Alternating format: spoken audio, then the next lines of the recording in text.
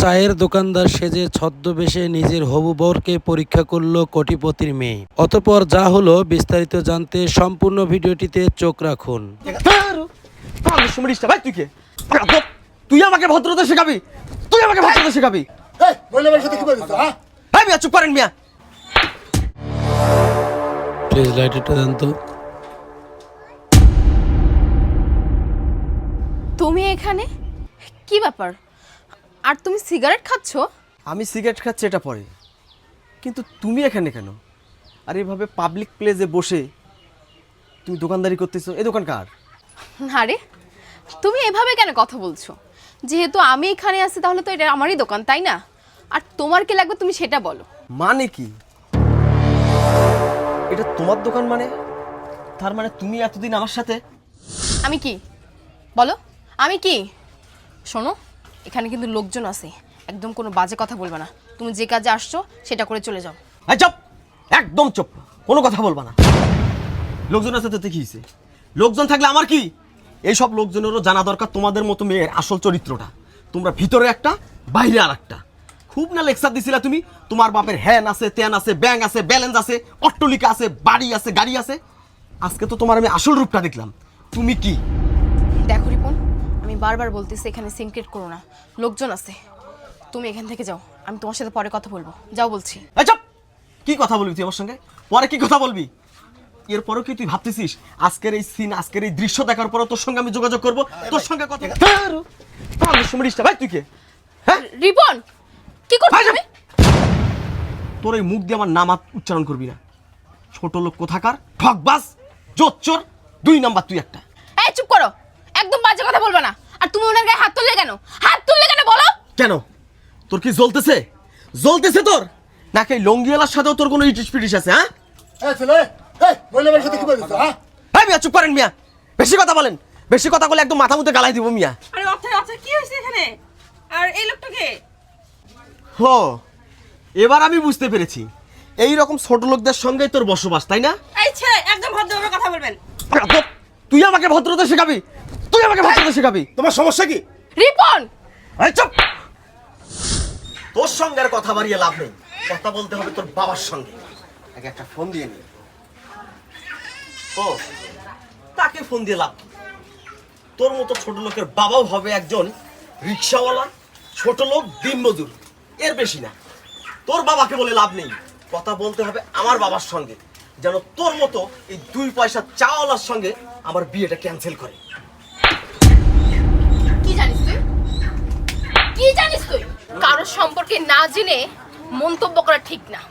আর তুই কি আমার বাবাকে ফোন দিবি? হ্যাঁ, আমার বাবাকে কি জানাবি তুই? আমি তোর বাবাকে জানাবো। আর শোন, আমার বাবাকে তোকে এখন এখানে ডাকতে হবে না। আমার বাবা না এখানেই আছে। দাঁড়াই আছিস কেন? যা, তোর বাবাকে গিয়ে বল, যা। কি ব্যাপার রিপন, তুমি এখানে? আপনারা কি আমার সঙ্গে নাটক করেন নাকি? নাকি টিভি সিনেমায় কাজ করেন? কি বলছো এসব তুমি? আপনি বুঝতে পারতেছেন না?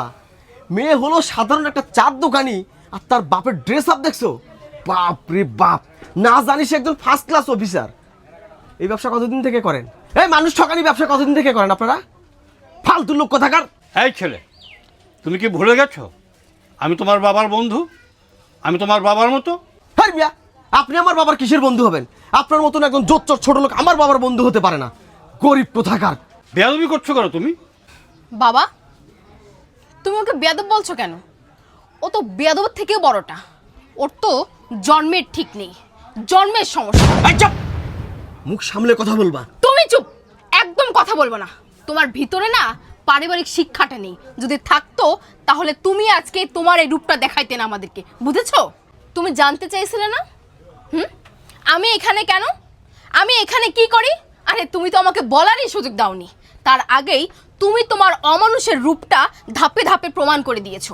শোনো, তুমি যার গায়ে প্রথমে হাত দিয়েছো সে হচ্ছে আমার বোন জামাই। দ্বিতীয়ত যার গায়ে হাত দিয়েছো সে হচ্ছে আমার মামাতো বোন এবং আমার বান্ধবী, আমার কলিজা, বুঝেছো? আর আমি এখানে কেন আসছি জানো? তোমার সঙ্গে আমার সম্পর্ক, তোমার সাথে যে আমার বিয়ে হবে সেই জন্য আমি আর আমার বাবা গ্রামে আসছি আমার বোনকে জানানোর জন্য, বুঝেছো? কিন্তু রিপন, তোমার যে রূপ দেখলাম আমি, এটা বলার বাহিরে। আচ্ছা আচ্ছা চা বিক্রেতা কি মানুষটা, চার দোকানদার কি মানুষটা? বলো তুমি আমাকে। আরে তোমাকে আর কি বলবো, তুমি তো নিজেই একটা অমানুষ। তোমার বাবা তোমাকে কি শিক্ষা দিয়েছে, তোমার মা তোমাকে কি শিক্ষা দিয়েছে, এটা না আমি আর বলতেও চাই না, সেটা তোমাকে দেখেই আমি প্রমাণ পেয়ে গেছি। তোমার বাবার তো অনেক টাকা, কোটি কোটি টাকা। আচ্ছা তুমি বলো তো, তোমার বাবা এই টাকাগুলো কিভাবে ইনকাম করেছে? বলতে পারবা না, আমি বলি শোনো। তোমার বাবা মানুষকে ঠকিয়ে মানুষের রক্ত চুষে এই টাকাগুলো ইনকাম করে আজকে অনেক বড়লোক হয়েছে, কোটি কোটি টাকার মালিক হয়েছে, আর তুমি তারই সন্তান। অহংকার, অহংকারে তোমাদের মাটিতে পা পড়ে না। শোনো রিপন, তুমি কি বলেছিলে কিছুক্ষণ আগে যে তুমি আমাকে বিয়ে করবে না, আমার মতো মেয়েকে নাকি তুমি বিয়ে করবে না। এখন আমি তোমাকে বলছি, তোমার মতো লাফাঙ্কাকে আমি অথই কোনোদিনও বিয়ে করব না। বাবা সরি, তুমি আমাকে মাফ করে দিও।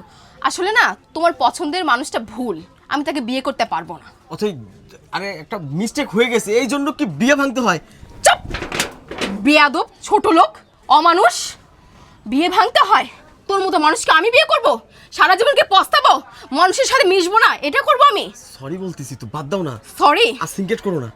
তুই এখান থেকে যাবি নাকি তোকে এখানে লাথি মারবো? যা। আঙ্কেল প্লিজ, আপনি আপনার মেয়েকে একটু বোঝান না, আমি একটু মিস্টেক করে ফেলছি, আসলে হয়ে গেছে, একটু বোঝান না। বিয়েটা কেন ক্যান্সেল করতে হবে? অথই বোন বাদ দে না, এসব ভুলে যা। আসলে ওনার জায়গা যে কেউ যদি তোকে এভাবে অবস্থায় দেখতো ওই একই ভুলটাই করতো। তারপরে তো উনি তোর কাছে মাপ চেয়েছে, তুই ক্ষমা করে দে না, সব কিছু ভুলে যায় সব। দে না বোন, দে, ক্ষমা করে দে। আসলে উনি বুঝতে পারেন, ওনার ভুল উনি বুঝতে পেরেছে, ক্ষমা করে দে না বোন। রিয়া, তুমি ওকে অনুরোধ করিও না, ও যে সিদ্ধান্ত নিয়েছে সঠিক সিদ্ধান্তই নিয়েছে। শোন মা, আমি ভুল, তুই সঠিক। আমি আমার বন্ধুর কথায় অন্ধের মতো বিশ্বাস করে এই বেয়াদবটার সঙ্গে তোর বিয়ে ঠিক করেছিলাম। চোখে দেখা যে সব সঠিক হয় না, সেটা একে না দেখলে আমি জানতাম না। তোর সিদ্ধান্তের উপর আমি কোনো সিদ্ধান্ত নেব না, তোর সিদ্ধান্তটাই ঠিক। তবে যেখানে কথা বলার প্রয়োজন আমি ঠিক সেখানেই কথা বলবো। আর একটা কথা বলি, আমার বাসায় যে কাজের লোকগুলো আছে ওদের ভিতরে যে মানবতাটা আছে তার ছিটে ফুটে মানবতা তোমার মধ্যে নেই। অতএব আমার হাত ওঠার আগেই তুমি এখান থেকে চলে যেতে পারো। যাও বলছি। যাও।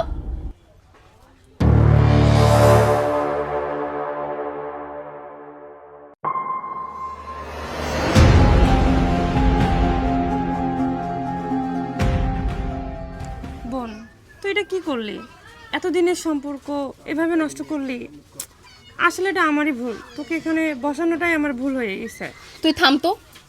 তুই তোর জীবনের সিদ্ধান্ত ভুল নিতে পারিস, কিন্তু আমি আমার সিদ্ধান্ত কখনো ভুল নেব না। আমারই সামনে দাঁড়িয়ে তোকে এভাবে অপমান করবে আর আমি সেটা মেনে নেব? আমি সেটা মেনে নিয়ে ওই অমানুষের সঙ্গে ঘর করব? না, কোনোদিনও না। আমি যা করেছি আমার ভালোর জন্য, আমি যা করেছি আমার বাবার সম্মানের জন্য। শোন, পৃথিবীতে মানুষ সত্য, তাহার উপরে নাই। আর ও তো মানুষ না, ও একটা অমানুষ। এত কথা বলিস না, আমার কথা শোন। তুই একটা কাজ কর, তুই দোকানটা বন্ধ কর, আমরা আজকে চলে যাব। চল বাবা, ঠিক আছে। চলো দুলা ভাই, চলেন।